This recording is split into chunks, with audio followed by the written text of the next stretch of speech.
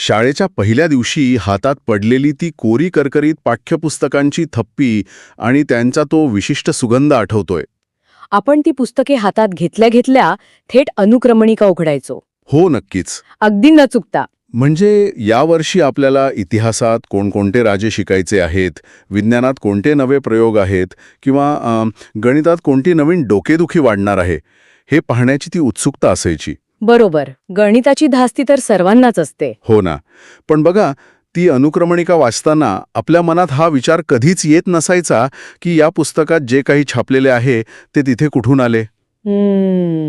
म्हणजे हे कोणी ठरवलं की इतिहासाच्या पुस्तकात याच विशिष्ट राजाचा धडा असावा आणि दुसऱ्याचा नसावा? आजच्या या सखोल चर्चेत आपण EDU 424 या अत्यंत महत्त्वाच्या शैक्षणिक संदर्भ साहित्याच्या आधारे पाठ्यक्रम, ज्याला आपण इंग्रजीत सिलॅबस म्हणतो, या गोष्टीचा जरा शोध घेणार आहोत. अगदी महत्वाचा विषय आहे हा. होय, म्हणजे एका पाठ्यक्रमाचा जन्म कसा होतो, त्याचे टप्पे काय असतात आणि तो एका विशिष्ट रचनेतून विद्यार्थ्यांपर्यंत कसा पोचतो, याचा हा एक अतिशय रंजक आणि क्रमानुसार घडणारा प्रवास आहे. चला तर मग हे थोडे उलगडून पाहूया. या प्रवासाला सुरुवात करण्यापूर्वी एक अतिशय मूलभूत फरक आपण सर्वांनी समजून घेणं गरजेचं आहे. अभ्यासक्रम, ज्याला आपण इंग्रजीत करिक्युलम म्हणतो, आणि पाठ्यक्रम, ज्याला सिलेबस म्हणतात, या दोन पूर्णपणे वेगवेगळ्या संकल्पना आहेत. अच्छा, म्हणजे आपण तर नेहमी हे शब्द एकाच अर्थाने वापरतो. हो, अनेकदा आपण या दोन्ही शब्दांचा वापर एकाच अर्थाने करतो, पण तसे करणे तांत्रिकदृष्ट्या चुकीचे आहे. पाठ्यक्रम हा केवळ पुस्तकातील एक अनुक्रमणिका किंवा विषयांची यादी नसते, तर ती एका खूप मोठ्या, व्यापक अशा अभ्यासक्रमाची एक ब्ल्यूप्रिंट असते. ब्ल्यूप्रिंट. होय, अभ्यासक्रम हे एक मोठे ध्येय असते आणि ते ध्येय गाठण्यासाठी वर्गात जे प्रत्यक्ष ज्ञान देणारे साधन वापरले जाते, तो असतो पाठ्यक्रम. अच्छा, म्हणजे आपण असं म्हणू शकतो का की अभ्यासक्रम हा संपूर्ण प्रवासाचा नकाशा आहे आणि पाठ्यक्रम हे त्या प्रवासात वापरले जाणारे वाहन आहे? अगदी चपखल उपमा दिलेत. अगदी असंच. आणि म्हणूनच आजची ही चर्चा अत्यंत महत्त्वाची आहे. आपण आज व्यावसायिक जगात काम करत असू किंवा अजूनही विद्यार्थी दशेत असू, आपण रोज जी माहिती ग्रहण करतो तिची रचना कोणीतरी अतिशय जाणीवपूर्वक केलेली असते. बरोबर. ती माहिती तशीच का मांडली आहे हे जर आपल्याला समजले तर आपण अधिक डोळसपणे ज्ञान ग्रहण करू शकतो. तर या कथेची सुरुवात करूया. कथेचा पहिला टप्पा, पाठ्यक्रमाचा जन्म. म्हणजे कोणतीही गोष्ट शिकवण्याआधी मुळात काय शिकवायचे हे ठरवावे लागते. या आशयाची निवड नेमकी कशी होते? कारण जगात तर अथांग ज्ञान उपलब्ध आहे, त्यातून नेमके काय घ्यायचे हे कसे ठरते? सर्व साहित्यानुसार आशयाची निवड ही प्रामुख्याने अराजकीय आदर्श, राष्ट्रीय गरजा आणि तत्कालीन सामाजिक आर्थिक परिस्थितीवर अवलंबून असते. राजकीय आदर्श म्हणजे नक्की काय? म्हणजे बघा, कोणत्याही देशाची राज्यघटना, त्या देशातील जुनी महाकाव्य आणि सामाजिक साध्य यातून शिक्षणाची दिशा ठरवली जाते. उदाहरणार्थ, आधुनिक जपानच्या शिक्षण प्रणालीकडे पाहिल्यास आपल्याला एक अतिशय वेगळं चित्र दिसते. जपानची शिक्षण प्रणाली जगात सर्वाधिक यशस्वी मानली जाते. हो, हे तर आपण नेहमीच ऐकतो. पण त्याचं कारण काय असावे? कारण त्यांनी पाश्चिमात्य देशांप्रमाणे व्यक्तींवर आधारित शिक्षणापेक्षा आदर्शांवर आधारित शिक्षण प्रणाली स्वीकारली. आदर्शांवर आधारित शिक्षण म्हणजे याचा विद्यार्थ्यांच्या जडणघडणीवर कसा परिणाम होतो? माणसाचा स्वभाव सतत बदलणारा असतो, त्यावर जापानी शिक्षणतज्ञांचा फारसा विश्वास नाही. त्याऐवजी निष्ठा, शिस्त, राष्ट्रीय एकात्मता अशा ठराविक आणि शाश्वत आदर्शांवर त्यांचा जास्त विश्वास आहे. अच्छा. त्यामुळे त्यांच्या पाठ्यक्रमात अशाच आशयाचा समावेश असतो जो हे आदर्श विद्यार्थ्यांमध्ये बिंबवेल. याउलट समजा देशात एखादा मोठा औद्योगिक विकास प्रकल्प येणार असेल तर त्यानुसार तांत्रिक मनुष्यबळाची एक राष्ट्रीय गरज निर्माण होते. होय, साहजिकच आहे. मग सरकार हे पाहते की येत्या 10 वर्षात आपल्याला किती अभियंते किंवा तंत्रज्ञ लागणार आहेत आणि मग तसाच तांत्रिक आशय जाणीवपूर्वक पाठ्यक्रमात समाविष्ट केला जातो. म्हणजेच पाठ्यक्रम हा देशाच्या भविष्यातील गरजांचा एक आरसा असतो. अरे वा, हे ऐकताना मला घर बांधण्याच्या प्रक्रियेची आठवण येत आहे. ते कसं? म्हणजे बघा, आपण घर बांधताना थेट बाजारात जाऊन विटा आणि सिमेंट आणत नाही. आधी आपण हे ठरवतो की हे घर कोणासाठी बनत आहे, त्या कुटुंबाच्या गरजा काय आहेत आणि मग त्यानुसार आर्किटेक्ट घराचा तो प्लॅन बनवतो. अगदी बरोबर. पण इथे एक पेच आहे. घराचा मालक एकच असतो आणि त्याच्या गरजा स्पष्ट असतात, पण समाजाच्या गरजा तर अनेक आहेत आणि त्यातही प्रचंड मतभेद असतात. मग हा शिक्षणाचा प्लॅन नक्की कुणाच्या मर्जीनुसार बनतो? इथेच या प्रक्रियेतील सर्वात मोठे राजकारण दडलेले आहे. यात सर्वात रंजक गोष्ट अशी आहे की MFD यंग या शिक्षण तज्ज्ञांनी आणि विचारवंतांनी यावर अतिशय स्पष्टपणे प्रकाश टाकला आहे. अच्छा, त्यांनी काय म्हटलंय? त्यांच्या मते हा प्लॅन समाजातील प्रबळ आणि प्रभावी गट बनवतात. समाजातील जे सत्ताधारी किंवा उच्च भ्रू गट असतात तेच या अभ्यासक्रमावर नियंत्रण ठेवत असतात. कोणते ज्ञान योग्य आहे आणि कोणते ज्ञान अयोग्य आहे हे ठरवण्याचा अधिकार हे प्रबळ गट स्वतःकडे ठेवतात. अरे बापरे, याचा अर्थ असा होतो की आपण इतिहासात किंवा भूगोलात जे काही वाचतो ते संपूर्ण सत्य नसते, तर ते प्रबळ गटांनी त्यांच्या सोयीनुसार निवडलेले आणि संपादित केलेले सत्य असते. गरजा, त्यांचा इतिहास किंवा त्यांचे पारंपरिक ज्ञान अनेकदा यातून वगळले जाते. म्हणजे त्यांना डावललं जातं. हो. उदाहरणार्थ आदिवासी समाजाचे निसर्गाबद्दलचे जे सखोल ज्ञान असते त्याला शास्त्रीय ज्ञान न मानता पाठ्यक्रमातून बाहेर ठेवले जाऊ शकते आणि केवळ औद्योगिक दृष्टिकोनातून जंगलांचा अभ्यास शिकवला जाऊ शकतो. हे तर खरंच डोळे उघडणारे आहे. आणि सर्वात दुर्दैवी गोष्ट म्हणजे शिक्षक हे अनेकदा अजाणतेपणे केवळ त्या प्रबळ गटांनी ठरवून दिलेल्या संस्कृतीचे वाहक बनतात. ते फक्त तेच शिकवतात जे त्यांना वरून ठरवून दिले जाते. आपण अनेकदा पाठ्यपुस्तकाला अंतिम सत्य मानतो, पण त्यामागे सत्तेची इतकी मोठी समीकरणे कार्यरत असतात हे विसरून जातो. नक्कीच. ठीक आहे, आपण असे गृहीत धरूया की राजकीय आणि सामाजिक पातळीवर हे ठरले की काय शिकवायचे आहे. एक विशिष्ट आशय निवडला गेला, पण तो आशय तसाच कच्च्या स्वरूपात पुस्तकात छापता येत नाही. नाही, अजिबात नाही. आता या माहितीला एका ज्ञानाच्या संरचनेत, ज्याला इंग्रजीत स्ट्रक्चर ऑफ नॉलेज म्हटलं जातं, त्यामध्ये कसे बसवले जाते, हा या कथेचा दुसरा टप्पा असायला हवा. होय, आणि हा अत्यंत नाजूक व गुंतागुंतीचा टप्पा आहे. कारण केवळ माहिती गोळा करणे किंवा ती पुस्तकात छापून काढणे म्हणजे शिक्षण नव्हे.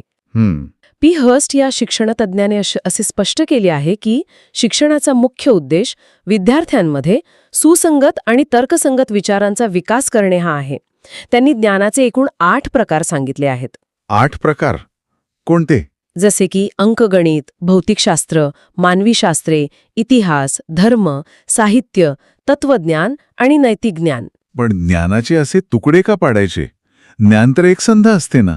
ज्ञान एकसंध असले तरी प्रत्येक शाखेची माहितीवर प्रक्रिया करण्याची पद्धत वेगळी असते ना. उदाहरणार्थ, गणितातील 2 + 2 = 4 हा तर्क आपण कवितेचा अर्थ लावताना वापरू शकत नाही. हो, तेही खरंच आहे. प्रत्येक शाखेची स्वतःची अशी एक वेगळी संकल्पना असते. तिची एक अंतर्गत सुसंगत रचना असते. गॅने आणि ब्रुनर या मानसशास्त्रज्ञांच्या मते विद्यार्थ्यांचे सुरुवातीचे ज्ञान, त्यांचे कौशल्य आणि त्यांची मानसिकता लक्षात घेऊन या ज्ञानाची रचना करावी लागते. अच्छा. कारण माहिती ही केवळ कागदावर किंवा मूर्त स्वरूपात असते, पण ज्ञान हे विद्यार्थ्यांच्या मेंदूत एकवटलेले असते. माहितीचं ज्ञानात रूपांतर करण्यासाठी योग्य संकल्पनांची बांधणी करणं आवश्यक असते. इथेच खरी गंमत सुरू होते. या संदर्भ साहित्यात एक इतके भारी आणि चपखल उदाहरण दिले आहे की ते ऐकल्यावर संकल्पना म्हणजे काय याबद्दलची सगळी जळमटे दूर होतात. हो, मला वाटते तुम्ही सचिन तेंडुलकरच्या उदाहरणाबद्दल बोलत आहात. अगदी तेच. म्हणजे बघा, आपण संकल्पना ज्याला कन्सेप्ट म्हणतात आणि चेतक ज्याला स्टिम्युलस म्हणतात यात अनेकदा गल्लत करतो. जसे की पुस्तक, युद्ध किंवा विद्यार्थी या सर्व संकल्पना आहेत. पण सचिन तेंडुलकर ही संकल्पना नाहीये. बरोबर. हे उदाहरण खरोखरच विचार करायला लावणारे आहे. यामागचा तर्क कसा स्पष्ट करता येईल? बघा, सचिन तेंडुलकर हा एक विशिष्ट चेतक आहे. तो एक व्यक्ती आहे. समजा आपण सचिन तेंडुलकर ही एक संकल्पना मानली, तर त्या संकल्पनेत आपण विश्वनाथन आनंद किंवा लिअँडर पेस यांना बसू शकणार नाही. कारण त्यांचे खेळ वेगळे आहेत. अगदी. सचिन क्रिकेट खेळतो, आनंद बुद्धिबळ खेळतात. पण जर आपण खेळाडू ही संकल्पना मानली तर त्यात हे सर्वजण सहज बसतील. नक्कीच. म्हणजेच ज्ञानाची रचना करताना विद्यार्थ्याच्या मेंदूत खेळाडू ही व्यापक संकल्पना रुजवणे जास्त महत्त्वाचे असते, केवळ एका विशिष्ट व्यक्तीची माहिती घोकंपट्टी करून घेणे नव्हे. अशा प्रकारच्या संकल्पनांची बांधणी करणे किती सूक्ष्म काम असते हे यावरून समजते. तुम्ही अतिशय अचूक विश्लेषण केलेत. आणि म्हणूनच ज्ञानाची रचना करताना कोणती विधाने अनुभवावर आधारित आहेत, कोणती कौशल्य प्रत्यक्ष पडताळून पाहता येतील याचा आधी विचार करावा लागतो. बरोबर. केवळ माहितीचा भडीमार करण्याऐवजी विद्यार्थ्याला खेळाडू या संकल्पनेचा अर्थ समजला तर तो उद्या कोणत्याही नवीन खेळाडूला पाहिल्यावर त्याचं वर्गीकरण करू शकेल. हर्षच्या मते अशा प्रकारच्या सुसंगत ज्ञानाच्या प्रकारात प्रवेश मिळवणे आणि त्यातील तर्क समजून घेणे म्हणजेच खरे शिक्षण होय. हे स्पष्टीकरण खूपच वेधक आहे. म्हणजे ज्यांच्याकडे सत्ता आहे त्यांनी ठरवले की काय शिकवायचे. त्यानंतर आपण ती कच्ची माहिती घेतली आणि तिला खेळाडू किंवा युद्ध अशा योग्य संकल्पनांच्या चौकटीत बसवले. ज्ञानाची रचना तयार झाली. पण आता या कथेतील सर्वात मोठा प्रश्न उभा राहतो, हा तयार झालेल्या ज्ञानाचा साठा विद्यार्थ्यांच्या मेंदूत कसा पोचवायचा. कारण 10 वर्षांच्या मुलाला थेट तत्वज्ञान किंवा क्लिष्ट संकल्पना सांगून चालणार नाही. या आशयाचा क्रमानुसार प्रवास कसा ठरवला जातो? हा शिक्षकांसमोरही सर्वात मोठा प्रश्न असतो आणि इथेच आशयाची क्रमवारी, ज्याला सिक्वेन्सिंग म्हणतात, ती अत्यंत महत्त्वाची ठरते. यासाठी डेव्हिड हॉ या जगप्रसिद्ध तत्ववेत्त्याने काही सर्वमान्य आणि अत्यंत प्रभावी मार्ग दिले आहेत. अच्छा. त्यांनी सांगितले की शिकण्याचा प्रवास नेहमी 4 विशिष्ट टप्प्यांतून गेला पाहिजे. पहिला टप्पा म्हणजे ज्ञाताकडून अज्ञाताकडे, म्हणजेच नोन टू अननोन. म्हणजे विद्यार्थ्याला जे आधीपासून माहीत आहे तिथून सुरुवात करून त्याला जे माहीत नाही त्याकडे नेणे. बरोबर. दुसरा टप्पा सोप्याकडून अवघडाकडे, म्हणजे सिम्पल टू कॉम्प्लेक्स. तिसरा मूर्ताकडून अमूर्ताकडे, म्हणजे कॉन्क्रीट टू ॲब्स्ट्रॅक्ट. आणि चौथा टप्पा म्हणजे निरीक्षणाकडून कारणाकडे. हे ऐकताना मला एक उपमा सुचतेय. हे अगदी पोहायला शिकण्यासारखं वाटतंय. पोहायला शिकण्यासारखे? ते कसे? आपण पोहायला शिकताना कुणाला थेट खोल आणि खवळलेल्या पाण्यात ढकलून देत नाही. आपण आधी त्यांना उथळ पाण्यात राहायला शिकवतो, पाण्याची भीती घालवतो. बरोबर. म्हणजेच आपण त्यांना मूर्त आणि सोप्या गोष्टीकडून अमूर्त आणि अवघड अशा खोल पाण्याकडे घेऊन जातो. त्यांना थेट पाण्याची घनता आणि प्लावकता म्हणजे बोयन्सी हे भौतिकशास्त्र सांगत नाही, तर आधी त्यांना स्वतःच्या शरीराला पाण्याचा मिळणारा आधार अनुभवू देतो. शिक्षणाचंही अगदी तसेच असायला हवे, नाही का? अतिशय समर्पक उपमा. पोहायला शिकताना जर आपण क्रमवारी चुकवली तर तो माणूस बुडेल किंवा कायमचा पाण्याची धास्ती घेईल. होय ना? शिक्षणातही नेमकेच हे होते. जर आपण याला आपल्या आजूबाजूला दिसणाऱ्या मोठ्या शैक्षणिक चित्राशी जोडून पाहिले तर अनेक प्रश्नांची उत्तरे यात मिळतात. आपण नेहमी पाहतो की इंग्रजी किंवा गणितासारख्या विषयांत अनेक विद्यार्थी मोठ्या प्रमाणावर नापास होतात किंवा त्यांना या विषयांची भीती वाटते. हे का घडते? मला वाटते कारण त्यांच्या बाबतीत हा सोप्याकडून अवघडाकडे जाणारा क्रम कुठेतरी तुटलेला असतो. अगदी बरोबर.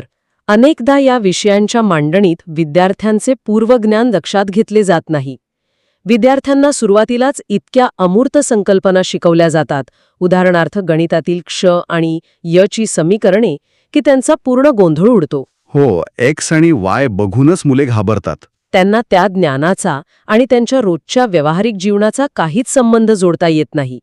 ते निरीक्षणाकडून कारणाकडे जाण्याऐवजी थेट कारणांची घोकमपट्टी करू लागतात. परिणामी ते व्यावहारिक ज्ञान देणाऱ्या विषयांपासून वंचित राहतात. त्यांना शिक्षणाचा कंटाळा येतो आणि ते प्रवाहातून बाहेर फेकली जातात.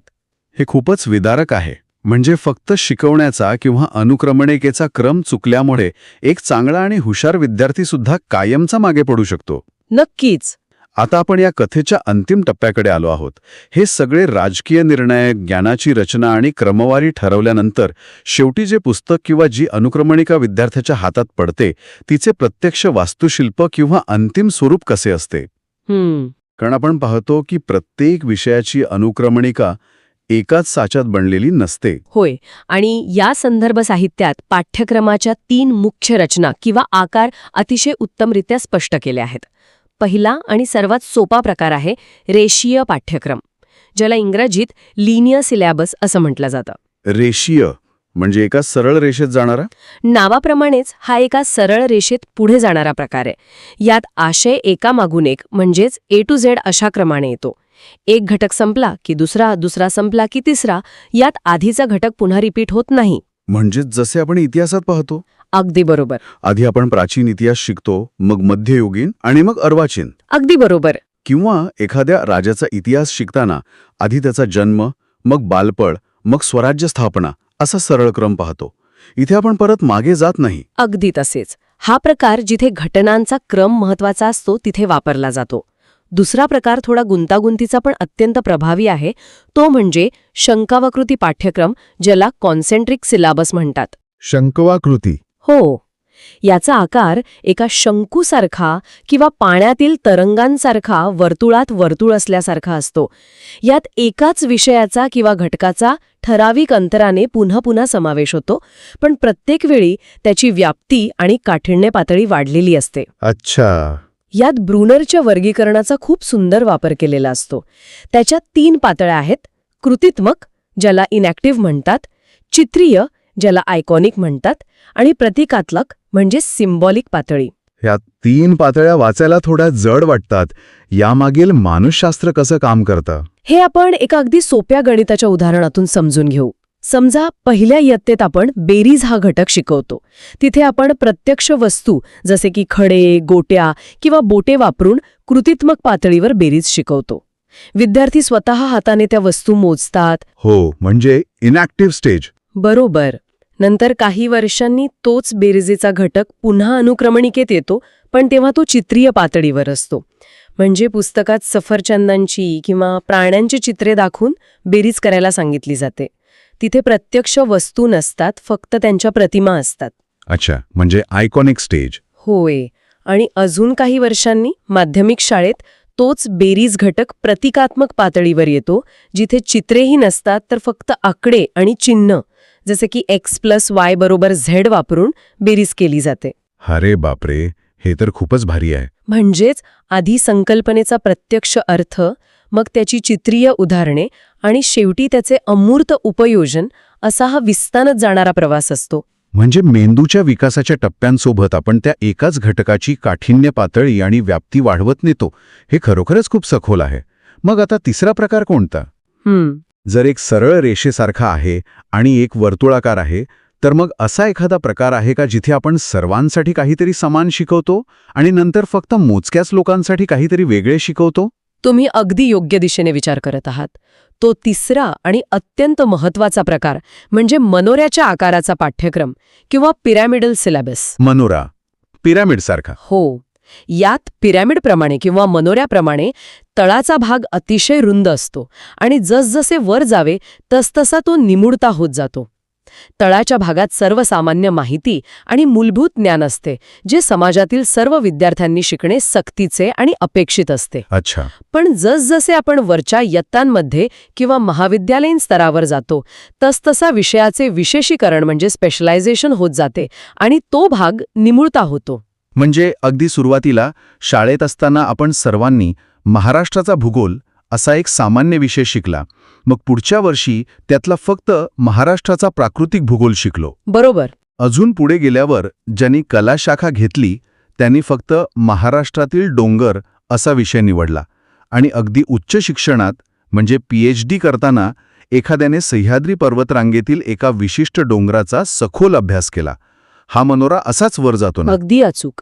तळामध्ये व्याप्ती मोठी असते पण खोली कमी असते, आणि वरच्या टोकावर व्याप्ती खूप कमी असते पण खोली प्रचंड असते. पण इथेच माझ्या मनात एक शंका येते आणि त्यावरून एक महत्वाचा प्रश्न निर्माण होतो. कोणता? मनोऱ्याच्या आकाराच्या या रचनेत तळाचे जे ज्ञान आहे ते सर्वांसाठी सक्तीचे असते. म्हणजे प्रत्येकाला ते शिकावेच लागते, मग त्यात रस असो वा नसो.